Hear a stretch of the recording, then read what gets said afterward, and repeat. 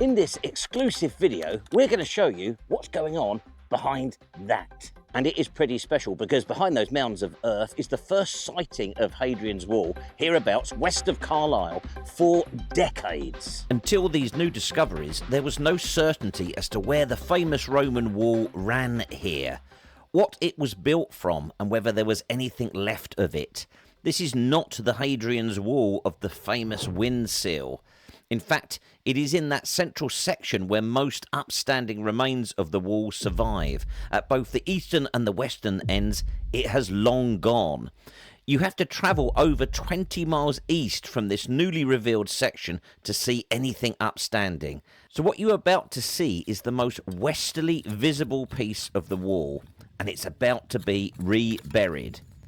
Here, the wall ran through a flat and marshy landscape, overlooking the Solway Firth. What were the odds of finding the wall here? I don't think I've ever worked on an archaeological research project that sets out with questions that have been answered so convincingly as that. and spectacularly. I really wanted to have a go in that, but you know, health and safety and all that. When Emma and Mark from Grampus Heritage extended the invitation to us to come and put this newly revealed section of Hadrian's Wall on camera for the very first time, we didn't hesitate to film some dramatic Journey 2 footage, including the obligatory YouTuber holding a camera on a wobbly pole out of the car window, and we headed off up the Solway coast to take a look to it.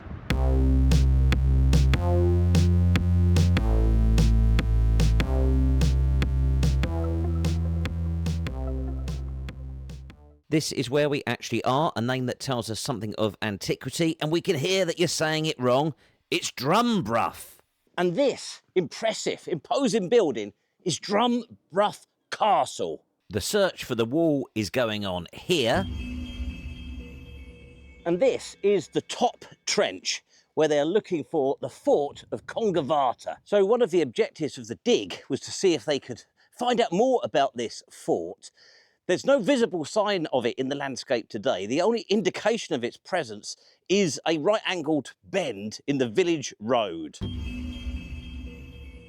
By my calculation, I am stood, would you believe, on the top of Hadrian's Wall. It is running sort of through the garden of that house. And how do I know that? Because you can't see it. Look down the field that way. So let's go and see if it's worked. Gonna go and talk to Mark.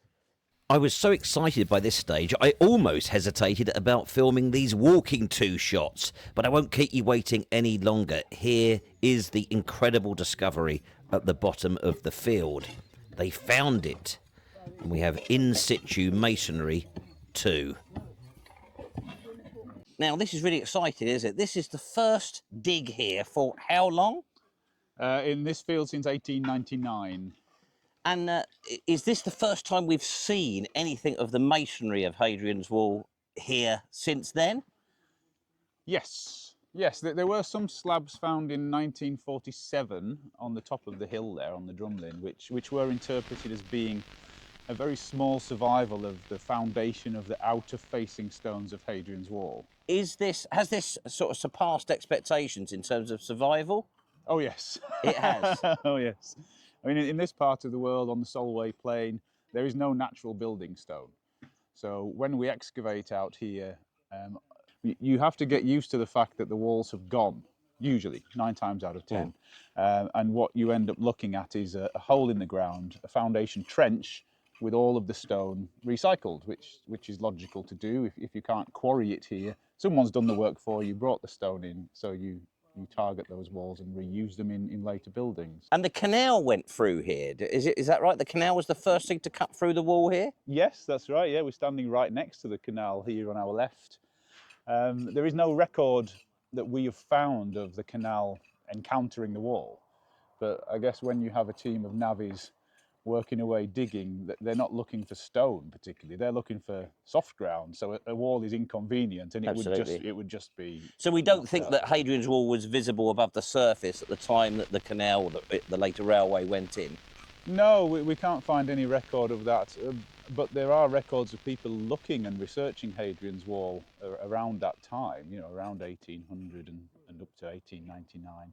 But I think that if the wall was visible, we would have known about it.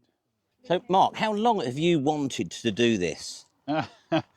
Well, as a a native sort of West Cumbrian, I grew up in Maryport, so we were all familiar with that this is Hadrian's Wall comes to the west coast, and then we have the western defences running down.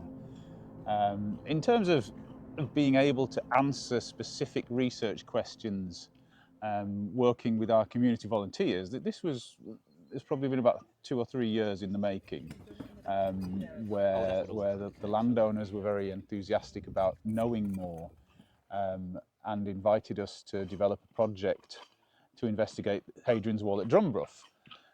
So it's, we like a puzzle. It's not a case of, oh, let's just stick a trench on Hadrian's Wall and see what we find. Actually, the exact course of the wall here was not so well understood, and there was actually, until we did this, we were still debating: did the wall cross Rough Marsh to the east? Would you build a stone wall on a marsh, or did the wall turn to the south and follow the slightly higher ground, which to us might seem a more sensible course to take? So we were enticed by the puzzle and trying to add information to answer some of these really important questions. Actually, even, was Hadrian's Wall actually all rebuilt in stone out in the west? It was still Or remained as a turf wall? Or remained as a turf wall.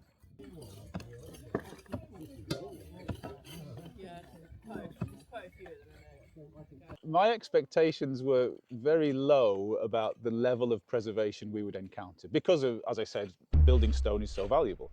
So I was fully expecting, if we found the course of the wall, and the geophysics gave us great cause for optimism on that front, would we then be standing around stroking our chins, looking at a hole and saying, so trying to convince yourself, yeah, it was there. measuring the width of the cuts and saying, was this Hadrian's Wall?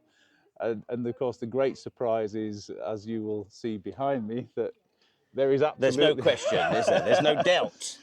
I don't think I've ever worked on an archaeological research project that sets out with questions that have been answered so convincingly as that. and spectacularly as that. Yeah. One of the chaps was saying they felt that it was a bit of his opinion was he was looking at a bit of a bodge job in terms of the foundation. If you look at the north face, it is collapsing, and has started to collapse in the Roman, and all that clay you see is actually holding up the north face. Oh, really? Because by design, it's always going to do that.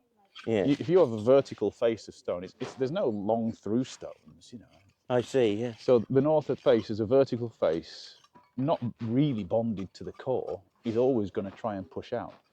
But we do think that this is a rebuild. There is a DEFRA-funded scheme called Farming in Protected Landscapes, which is administered by the Solway Coast National Landscape, and that's really about what it says. Farming in protected landscapes. You can't get a more protected landscape than this, because it is a UNESCO World Heritage Site, it's a scheduled ancient monument, and it is in a national landscape. So that scheme enabled us to work with this amazing team of local volunteers who have done this work. You'll see behind me, they're the ones digging and uncovering Hadrian's Wall. So that scheme really is what enabled us to do this, and it's, in terms of what we've added to our understanding of Hadrian's Wall in the West, the outcome is incredible. We've added an incredible piece of information to that puzzle. And did Hadrian's Wall cross the marsh in stone? Yes, we're looking at it dropping down onto the marsh. If it was going to turn, it would have turned on the high ground. Levels of preservation of Hadrian's Wall, this trench demonstrates that it can change dramatically within a few metres. We have a 20-metre stretch of Hadrian's Wall, and within that 20 metres we have no stone left, foundation stone left, 3 courses of standing masonry left. So you see a stone I don't know if you can see it just behind Bob there, and just to the right of Kevin. With the little sort of curve at the top? Yeah, parallel curves on the face, and we don't know what they are. So this adds to the notion that this is a rebuild. The castle supposedly built out of, for sure it is mostly built out of the wall and the fort. The fort is a puzzle. It really is. We have a trench 1, up on the site of the fort, as predicted from the 1947 excavations. We don't have much Roman material at all, and we're supposed to be in the fort of Congavata. we've probably recovered a medium-sized finds bag of Roman pottery, black burnish ware, a bit of amphora, a little bit of mortarium.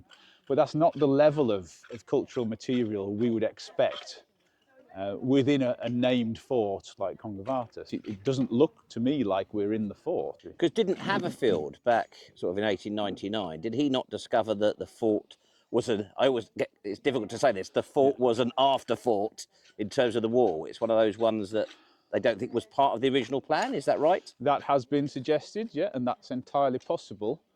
But until we are confident that we have the fort itself and its extents, we still don't really understand the relationship between the fort and the wall. There is a lot of work to do there. Now, there was another thing, Mark, you was hoping to do here. We've got the wall, you're trying to find the fort, but there was a Milecastle, wasn't there? How's that gone? It's possible that we are just clipping Milecastle 76, but that's another looming question. Another reason, another great reason to come back. It's pretty dramatic, isn't it? Can you imagine the impact that the construction of a massive, great big wall, a fort, accompanying Milecastles, imagine the impact that that had on the locals. Think about the message that that was sending to the folks living over the other side there. You know, there's a number of sort of thoughts that come immediately to mind looking at this. One of them is, it won't come across on the camera, but how striking across the other side of the water, you could see Burnswark that we visited earlier in the year, where we suspect there is an unrecorded but significant incident between the Romans and the natives. I think if you stood up here on this newly constructed wall looking across at that, you wouldn't be very happy about having such a dominant sign of native resistance looking at you. Quite striking. And then there's the fact that despite all of that, the power of the Roman army back in the day, here we are now, and there is absolutely no sign whatsoever of their presence here. And we're leaping up with joy because we've found a fragment of their wall deeply buried in the corner of a field. And then there's the emotional impact on the people who live here at Drumburgh.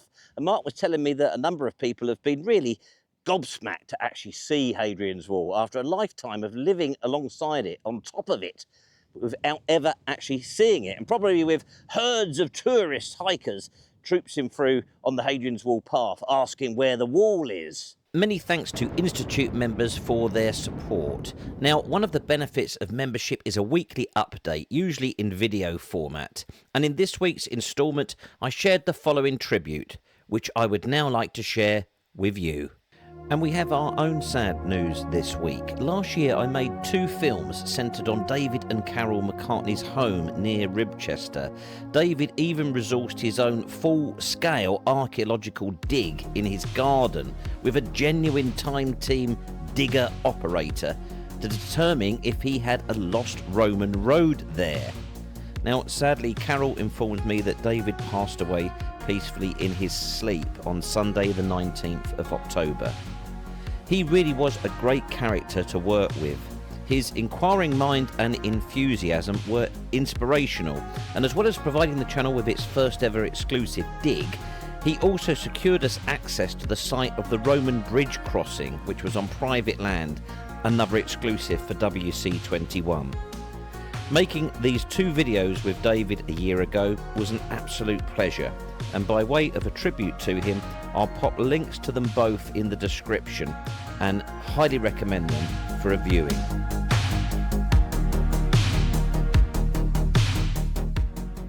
A massive thank you to Mark and Emma from Grampus Heritage for inviting us here today and enabling us to share this newly uncovered section of Hadrian's Wall in the far west with our global audience. By the time you watch this, that will probably be buried again. Also thanks to the landowner, Sarah, for enabling this to happen. I'll see you next week. I'm going in for a complimentary coffee. You don't need to be in it. That's the end.